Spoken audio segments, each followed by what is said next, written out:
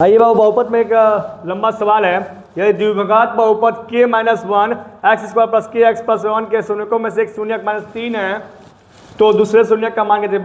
Board में important question है, ये बोर्ड में आता है बार बार, इंपॉर्टेंट है, इसको तैयार कर लीजिएगा। दिया गया बहुपद पी एक्स बराबर, हम पी एक्स का वैल्यू रख रहे हैं, एक शून्यक माइनस 3 है ना, तो एक्स वहाँ जहाँ होगा मैं वहाँ पे उसका मान रखूंगा माइनस 3। देख रहे हैं के माइनस वन एक्स है तो माइनस 3 का स्क्वायर प्लस के एक्स का मान माइनस 3 है तो माइनस 3 यहाँ भी रखेंगे प्लस 1। अब आइए माइनस 3 का स्क्वायर क्या आ जाएगा, 3 तरीके 9 का गुणा हुआ के में, तो 9 के माइनस 9 या कम 9, मैं डायरेक्ट इसको हल कर दिया हूँ। इसके बाद आइए माइनस 3 के, देख रहे हैं प्लस 1 और 3 प्लस माइनस क्या हो जाएगा माइनस 9 के माइनस 9 3 के प्लस 1, 9 के में से 3 के घटेगा तो कितना हो जाएगा 6 के, 9 में से 1 जाएगा तो कितना हो जाएगा माइनस 8, 6 के माइनस 8 बराबर 0, 6 के बराबर 8 हो जाएगा। अब 6 गुणे में इधर आएगा किस में हो जाएगा भागे में, तो 8 बटे क्या हो जाएगा 6, 2 से कटेगा दोनों, 2 चौक 8 2 तिया 6, तो हमारा के का वैल्यू पता चल जाएगा 4/3। अब हमको के का मान पता चल गया 4/3। अब समीकरण में देखिए, अब माना दूसरा जो शून्यक है, जो कहा था माना दूसरा शून्यक जो है वो ए है, ठीक है।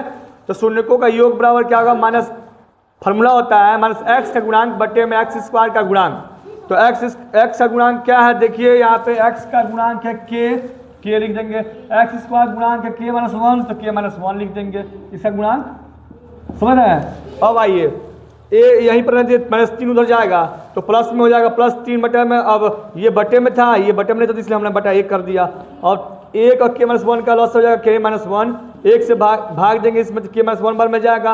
अब के माइनस 1 का गुणा हुआ 3 में, 3 के माइनस 3 एकम 3 हो गया माइनस, अब के माइनस 1 से भाग देंगे तो के माइनस 1 एक बार में जाएगा, 1 का गुणा के में तो 1 के हो जाएगा।